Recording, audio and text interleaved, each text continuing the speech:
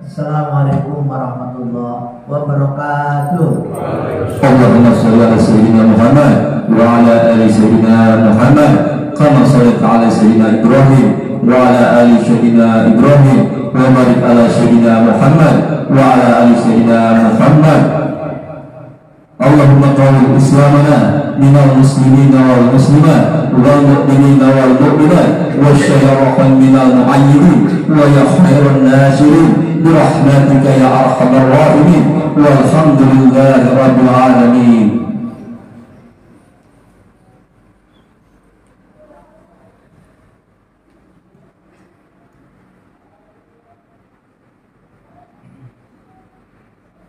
Allahu Akbar, Allahu Akbar, Allahu Akbar, Allahu Akbar, Allahu Akbar, Allahu Akbar, Allahu Akbar, Allahu Akbar, Allahu Akbar, walillahil hamd.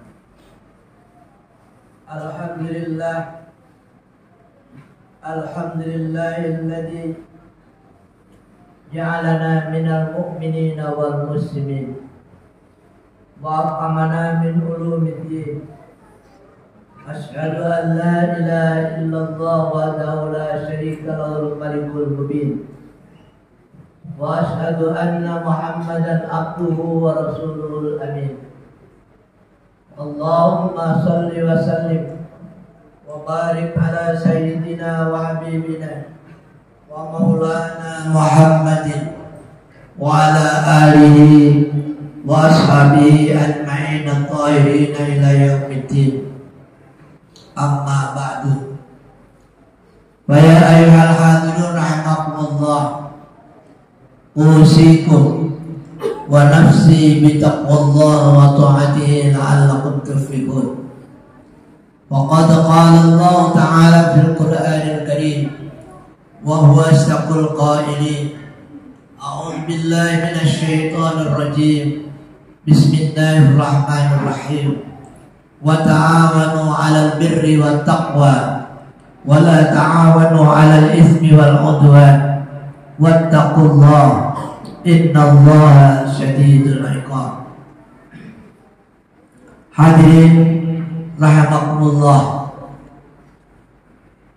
pada pagi hari ini adalah hari yang penuh dengan kebahagiaan, hari raya Idul Fitri, hari yang ditunggu-tunggu oleh semua umat Islam, bahkan umat Islam di seluruh penjuru dunia.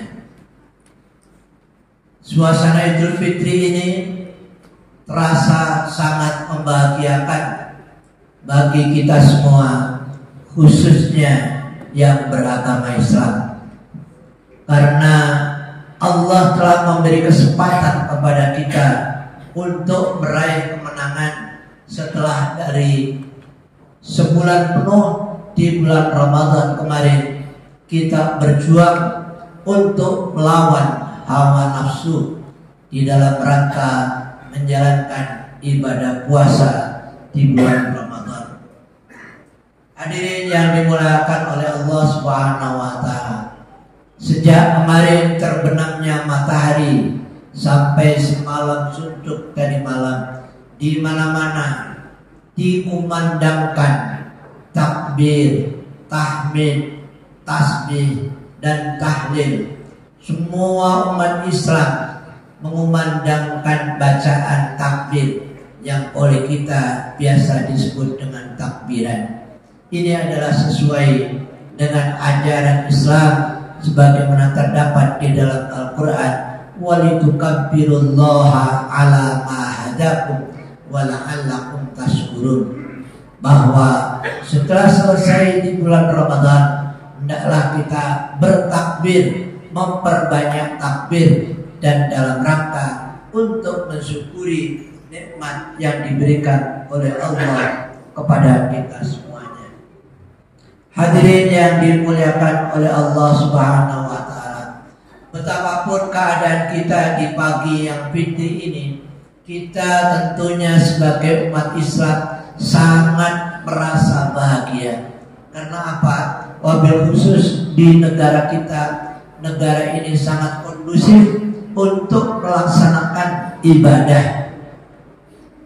Kita melihat perkembangan di dunia, bagaimana sampai hari ini di Palestina, negara Muslim mayoritas sama dengan kita, bahwa di negara ini adalah mayoritas Muslim.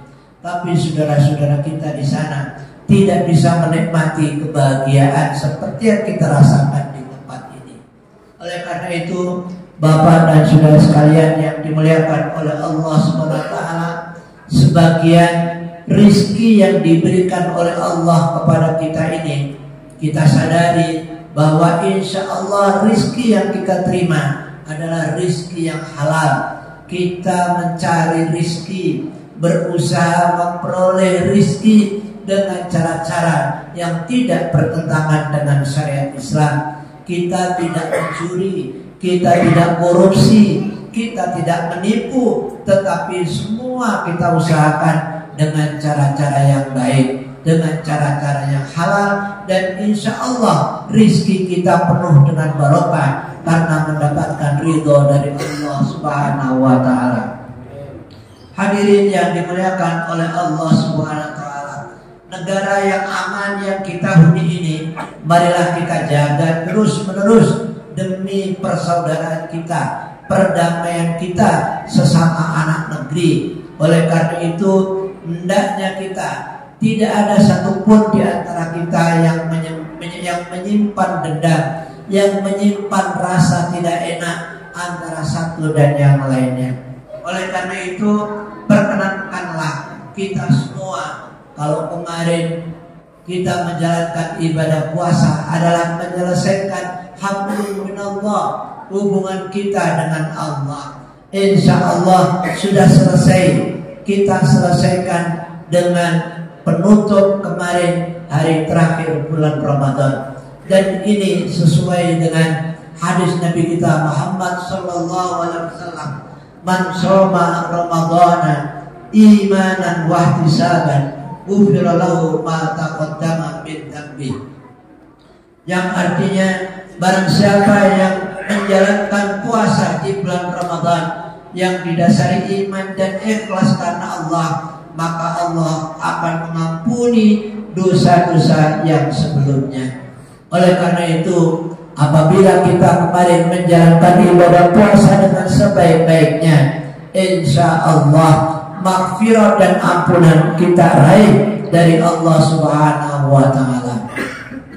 Oleh karena itu, bagi orang yang telah menyelesaikan ibadah puasa di bulan Ramadan secara ikhlas dan penuh dengan kesungguhan, insya Allah kita kayaumin waladatku ummuh, kita akan memperoleh kesucian hati karena dihapusnya dosa kita sebagaimana di hari ketika kita dilahirkan oleh sang ibu dari perutnya. Oleh karena itu, Bapak dan hadirin yang dimuliakan oleh Allah Subhanahu wa Ta'ala, orang-orang yang diampuni dosanya, hatinya semakin bersih, hatinya semakin suci, maka insya Allah kita bukan hanya sekedar menjaga fisik dari perbuatan dosa, tetapi kita juga selanjutnya bisa menjaga hati kita yang senantiasa bersih, yang senantiasa toleran, yang senantiasa penuh dengan kasih sayang antara satu dan yang lainnya. Kita bisa menyayangi, kita awali dari keluarga kita, keluarga kecil kita. Sebagai suami menyayangi istri, sebagai istri mencintai suami, dan sebagai orang tua menyayangi serta melindungi anak-anaknya. Dan selanjutnya, apabila terjadi di antara keluarga itu sudah menjadi keluarga yang saling menyayangi, maka insya Allah di antara tetangga, sanak saudara, kolega, persahabatan, semuanya juga akan tercermin daripada saling kasih sayang di antara satu dengan yang lainnya. Karena apa? Karena Bapak dan saudara sekalian, setiap manusia ini yang baru lahir dari perut ibunya dia dalam keadaan suci. Kullu mauludin yuladu alal fitrah. Mudah-mudahan kesucian ini senantiasa kita bawa, bahkan kita kembangkan untuk di dalam kehidupan sehari-hari sebagai manifestasi rasa syukur kita kepada Allah Subhanahu wa Ta'ala. Apabila kita menjadi pejabat, maka insya Allah jabatan kita gunakan sebaik-baiknya untuk kemaslahatan umat. Khairun nas anfa'uhum linnas. Sebaik-baik manusia adalah manusia yang paling banyak memberi manfaat kepada sesama. Oleh karena itu kita meraih jabatan bukan dengan cara-cara yang tidak baik, tetapi kita meraih jabatan dengan baik, maka insya Allah kita pun juga bisa mempergunakan jabatan itu sebaik-baiknya. Dan perlu diingat bahwa jabatan itu hanya titipan dari Allah. Tu'til mulka man tasya wa tu'izzu man tasya. Allah mengangkat manusia menjadi pejabat itu orang yang dikehendaki, dan akan mencopot jabatannya itu juga kepada orang yang dikehendaki. Oleh karena itu Bapak dan Saudara sekalian, kita semua baik pejabat ataupun rakyat, kita duduk bersama-sama, duduk berdampingan, duduk bersimpuh sebagaimana pada pagi hari ini kita realisasikan di dalam pelaksanaan ibadah sholat Idul Fitri ini. Oleh karena itu Bapak dan Saudara sekalian yang dimuliakan oleh Allah Subhanahu wa Ta'ala, kita juga merasa ketika kita menjalankan ibadah puasa, bagaimana ketika merasakan lapar dan dahaga. Ini baru setengah hari atau baru separuh daripada hari, yang kurang lebih 12 jam sudah terasa begitu laparnya, begitu beratnya. Kita bisa membayangkan bagaimana saudara-saudara kita manakala tidak punya uang, tidak punya beras, sehingga tidak bisa makan sehari, 2 hari, ataupun 3 hari. Betapa beratnya kehidupan itu. Oleh karena itu ajaran Islam mengajarkan agar supaya kita mengeluarkan zakat, sekurang-kurangnya zakat fitrah. Oleh karena itu rahasianya mengapa zakat fitrah itu dikeluarkan dari sejak kemarin sampai hari ini tidak boleh lewat daripada khotib naik mimbar. Jadi ketika khotib naik mimbar sudah tidak ada lagi orang yang baru membayar zakat fitrah. Apa alasannya? Karena zakat fitrah itu memang harus segera didistribusikan kepada mustahik, khususnya kepada fakir miskin yang sangat membutuhkan. Harapannya apa? Harapannya agar supaya saudara-saudara kita di hari raya Idul Fitri tidak ada yang masih bingung, tidak ada yang merasa sedih gara-gara tidak punya beras atau tidak bisa makan di hari raya seperti hari ini. Demikian juga Bapak dan Saudara sekalian, dengan adanya zakat mal disebutkan likaila yakuna dulatan bainal aghnia, agar supaya kekayaan itu tidak hanya beredar di kalangan orang-orang kaya saja, di kalangan orang-orang konglomerat saja, tetapi dengan adanya zakat mal, zakat harta kekayaan, zakat bisnis dan sejenisnya, ini agar supaya harta itu bisa dinikmati baik oleh orang kaya, setengah kaya maupun orang miskin. Oleh karena itu Bapak dan Saudara sekalian, dengan konsep zakat inilah sebenarnya Islam meratakan rizki yang diberikan oleh Allah Subhanahu wa Ta'ala. Oleh karena itu intinya kita diingatkan, wa ta'awanu 'alal birri wat taqwa wa la ta'awanu 'alal ismi wal 'udwan wattaqullah innallaha syadidul iqab. Yang artinya, dan adalah kalian saling tolong-menolong dalam kebaikan dan takwa, dan janganlah kalian tolong-menolong atas dosa dan permusuhan, dan takutlah kalian kepada Allah, karena sungguh Allah sangat pedih siksaannya. Hadirin yang dimuliakan oleh Allah Subhanahu wa Ta'ala, di dalam kehidupan sehari-hari ini kita sangat merasakan bagaimana nikmatnya hidup bersama-sama. Kita semua ini merasa sepenanggungan, senasib dan sepenanggungan. Sama-sama kita anak negeri, penduduk negeri yang kita cintai, yang bernama negara Indonesia ini. Oleh karena itu, Bapak dan Saudara sekalian, bagaimana kita merawat persaudaraan, merawat kasih sayang, merajut kesamaan sebagaimana yang dicontohkan oleh baginda Rasulullah SAW.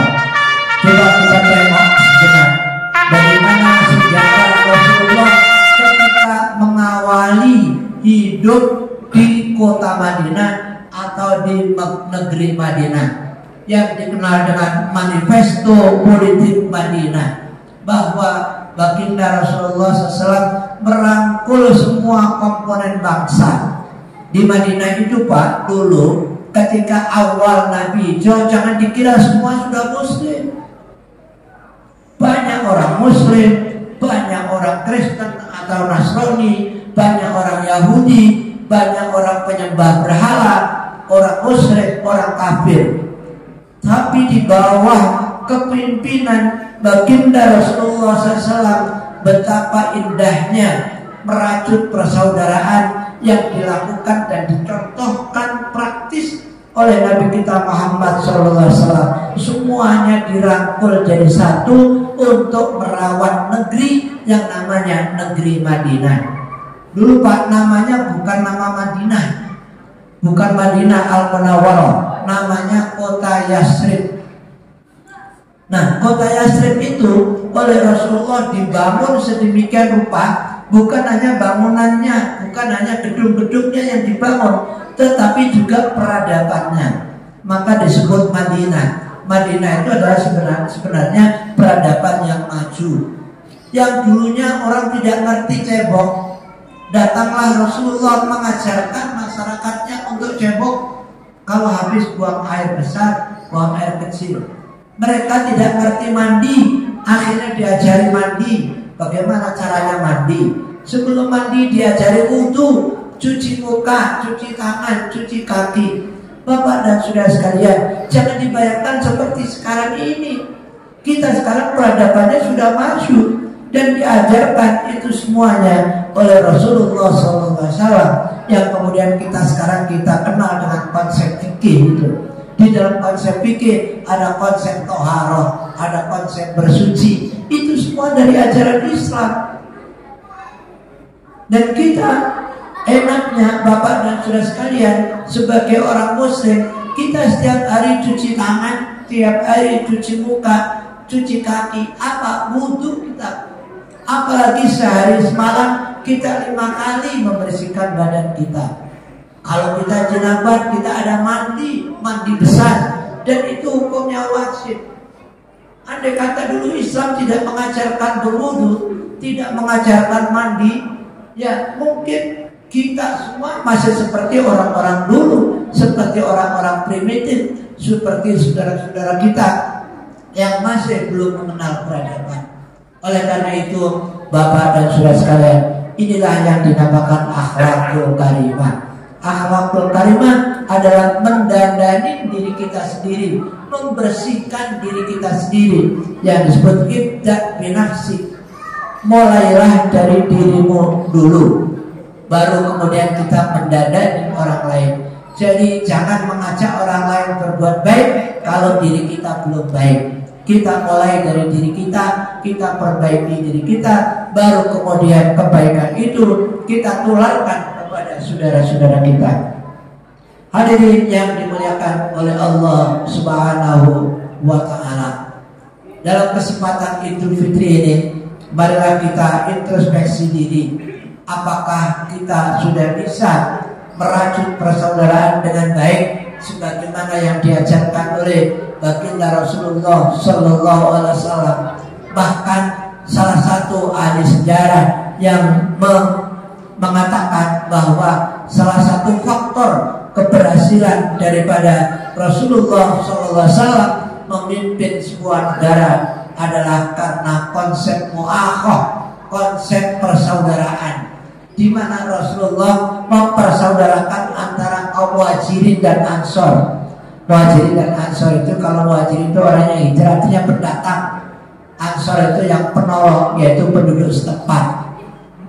Jadi Rasulullah itu antara pendatang dari Mekah dan penduduk asli Madinah dipersaudarakan, dipersatukan, yang tadinya tidak saling mengenal akhirnya kenal, bahkan seperti saudara, saling memberi. Yang tidak punya rumah itu Pak, penduduk asli itu memberi rumah kepada orang-orang Muhajirin, orang-orang yang baru datang, kalau kita sebut namanya perantau, yang tidak punya kebun, yang tidak punya tanah, dikasih oleh sahabat Ansor. Makanya mereka disebut Ansor. Ansor itu penolong, orang-orang yang menolong kepada saudara-saudara pendatang. Itu yang pertama. Yang kedua, kalau ada orang yang baru masuk Islam, namanya mu'alaf, itu dititipkan kepada para sahabat yang sudah terlebih dahulu masuk Islam. Banyak sahabat-sahabat yang akhirnya kemu'alafannya atau kemuslimannya itu terawat dengan baik. Bagaimana kita melihat kisah Salman Al-Farisi dengan Abu Darda. Salman Al-Farisi itu bukan penduduk asli Madinah Pak, bukan penduduk asli Mekah, tapi Al-Farisi. Al-Farisi itu dari bangsa Persia.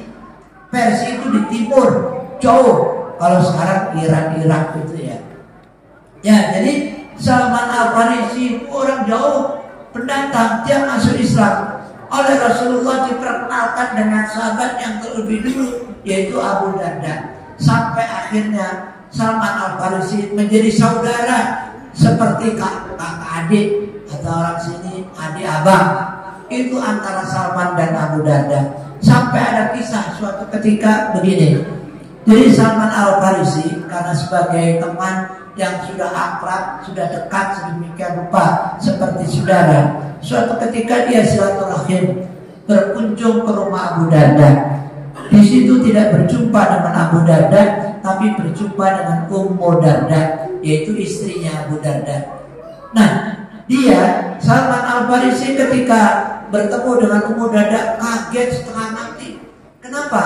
Karena Ummu Darda tidak seperti dulu-dulu lagi. Salman Al-Farisi tahu persis bahwa Abu Darda orang yang berpunya, pakaiannya pakaian perlente kalau istilah sekarang. Istrinya pun juga pakaiannya cakep, pakaiannya bagus, tiap hari senantiasa rapi, tiap hari senantiasa berdandan, kelihatan cantik. Kalau istilah anak muda sekarang wajahnya glowing, ya itu istilah anak sekarang. Nah, ketika itu Salman Al-Farisi kaget ketika berjumpa dengan istrinya Abu Darda. Ditanya, Ummu Darda, saya tidak melihat kamu seperti yang dulu lagi. Kenapa kamu gitu? Kamu kelihatan usah, kamu kelihatan dekil and dekumel. Kok tidak kelihatan cantik, rapi seperti dulu? Apa kata Ummu Darda? Salman, bagaimana tidak? Saya seperti ini sudah lama. Kenapa? Karena temanmu Abu Darda itu kalau malam tahajud terus, sholat terus, tidak pernah masuk kamar saya. Kalau siang dia puasa sunnah terus, tidak pernah colak-colek saya. Apa benar begitu? Perubahan drastis. Jadi istrinya dianggurin, kalau bahasa sini. Istrinya Abu Darda dianggurin sehari-hari, tidak dicolak-colek. Akhirnya tidak lama kemudian Abu Darda datang. Salman Al-Farisi menyapa, Assalamualaikum. Waalaikumsalam. Abu Darda, biasa teman lama ya, berpeluk-pelukan. Kalau orang sini cipika-cipiki ya. Itu kata Salman, kenapa itu istri kamu begitu? Dari mana kamu? Biasa, saya dari masjid tadi. Ini siang-siang. Udah makan? Belum? Ayo makan-makan. Akhirnya dihidangkanlah makan oleh Ummu Darda, oleh istrinya dihidangkan makan. Ayo makan. Kata Abu Darda kepada Salman Al-Farisi, teman yang udah lama gak bersua tadi. ketika dia diajak makan, siap makan dia berdua. Tapi tiba-tiba mohon izin ya, saya mau ke musola. Itu kata Abu Darda. Mau kemana? Gak bisa. Loh, saya lagi puasa. Gak bisa. Saya kan baru ketemu kamu. Kok kamu gak mau makan bareng? Kan saya kesini pengen makan bareng. Kok kamu gak mau? Saya puasa. Nah, ternyata betul apa disampaikan oleh istrinya tadi, bahwa Abu Darda tiap hari puasa. Gak bisa. Nah, demikian juga ketika malam hari. Ketika malam hari dipersilakan, ayo tidur, ya, ayo tidur. Ternyata begitu Salman Al-Farisi sudah siap tidur, siap-siap tidur, ternyata Abu Darda minta izin lagi. Ya, saya izin ya, saya nggak bisa membarengi tidur. Kenapa? Saya mau ke musola, mau sholat tahajud. Wah, siangnya dia puasa, malamnya sholat tahajud semalam suntuk. Akhirnya Salman Al-Farisi mengingatkan sahabat karibnya tadi, Abu Darda, tidakkah kamu masih ingat bahwa Rasulullah SAW pernah menyampaikan bahwa diri kita ini semua punya hak. Kamu punya hak, istrimu punya hak, keluargamu punya hak, tetanggamu punya hak, dan semua di antara kita masing-masing ini punya hak yang kita wajib menunaikannya. Contoh, kita ini juga punya hak Pak untuk diri kita. Ketika kita ngantuk, ya seharusnya kita tidur.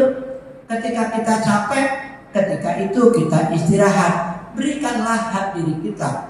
Demikian juga istri kita punya hak untuk ditemani oleh suami. Anak-anak kita juga punya hak untuk kita ajarin kebaikan-kebaikan, untuk kita didik. Bukan hanya sekedar kita kasih makanan dan minuman saja, tetapi kebutuhan lahir batin wajib kita tunaikan. Akhirnya pada saat itu Abu Darda menyadari, karena diingatkan dengan hadis Nabi yang mengajarkan bahwa kita semua ini harus menunaikan hak setiap individu. Oleh karena itu, konsep akhlakul karimah, konsep dasarnya adalah itta'u kulli dzi haqqin haqqahu, memberikan hak kepada setiap orang yang punya hak. Kalau kita memberikan hak kepada setiap orang yang punya hak, maka disitulah tandanya bahwa kita sudah berakhlakul karimah. Bapak dan saudara sekalian yang dimuliakan oleh Allah SWT, pertanyaannya sekarang adalah what next? Apa yang harus kita lakukan setelah selesai tugas kita di bulan Ramadan? Kita memasuki bulan Syawal, bulan Dzulqa'dah, Dzulhijjah, dan bulan-bulan selanjutnya. Apa yang kita harus lakukan? Kita ingat bahwa ada firman Allah, Bismillahirrahmanirrahim, wasbir nafsaka ma'al ladzina yad'una rabbahum bil ghadati wal asyi yuriduna wajah al-ayat. Dan bersabarlah kamu, ya, sabarkanlah dirimu untuk membersamai orang-orang yang senantiasa menyeru Tuhannya, baik di pagi hari maupun di sore hari, yang semata-mata ingin meraih ridho Allah.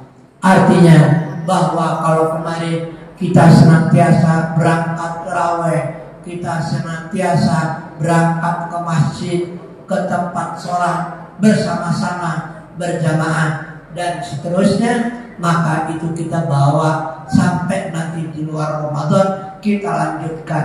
Kita tidak berhenti di sini saja, tapi insya Allah karakter di bulan Ramadan akan kita bawa lanjut, kita kembangkan di bulan-bulan yang akan datang. Oleh karena itu, dalam kesempatan yang bahagia ini, mari kita berdoa kepada Allah Subhanahu wa Ta'ala. Mudah-mudahan kita diberi kekuatan lahir dan batin, agar supaya kita bisa menjaga iman dan Islam kita, agar supaya kita senantiasa bisa merajut persaudaraan antara satu dan yang lainnya. Mudah-mudahan kita semua bukan hanya menjadi satu jamaah di masjid ini, tetapi juga menjadi jamaah tauhid di dalam kehidupan sehari-hari. Kita bisa tetap mempersatukan diri kita antara satu dan yang lainnya, dan kita tandai hari ini kita silaturahim yang sudah kita tradisikan antara satu dan lainnya saling berkunjung dari rumah yang satu ke rumah yang lainnya dalam rangka untuk merajut persaudaraan kita. Barakallahu li wa lakum fil Qur'anil azim wa nafa'ani wa iyyakum fi ayatil hakim wa taqabbal minna minkum tilawatahu innahu as-sami'ul alim. Aqulu qawli hadza fastaghfiruhu innahu huwal ghafurur rahim. Allahu akbar, Allahu akbar, Allahu akbar, walillahil hamd. Allahumma salli ala Sayyidina Muhammad wa ala ali Sayyidina Muhammad.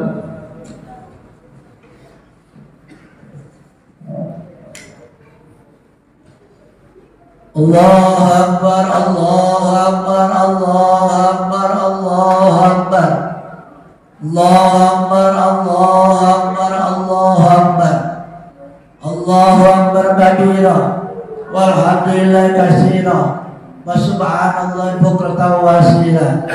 Alhamdulillahilladzi amarna bil islah wa hassana 'ala shalah wa bayyana lana syaratal falah. Asyhadu an la ilaha illallah wahdahu la syarika lah wa asyhadu anna Muhammadan abduhu wa rasuluhu la nabiyya ba'da. Allahumma shalli wa sallim wa barik ala sayyidina wa habibina wa maulana Muhammad wa ala alihi wa sahbihi ajma'in. Amma ba'du. Fa ya ayyuhal muslimun ittaqullaha haqqa tuqatih wa la tamutunna illa wa antum muslimun. Wa qala ta'ala bismillahirrahmanirrahim. Inna Allaha wa malaikatahu yusalluna 'alan nabi.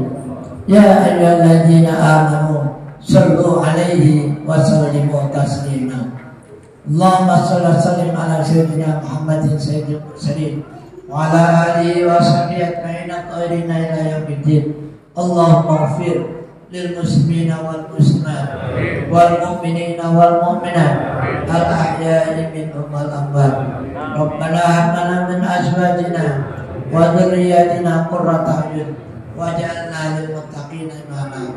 Rabbana atina fid dunya hasanah wa fil akhirati hasanah wa qina adzabannar. Rabbana zalamna anfusana wa illam taghfir lana wa tarhamna lanakunanna minal khasirin. Ibadallah, innallaha ya'muru bil 'adli wal ihsani wa ita'i dzil qurba wa yanha 'anil munkar wal baghi ya'idukum la'allakum tadhakkarun. Allahu akbar, Allahu akbar, Allahu akbar, walillahil hamd. Assalamualaikum warahmatullahi wabarakatuh.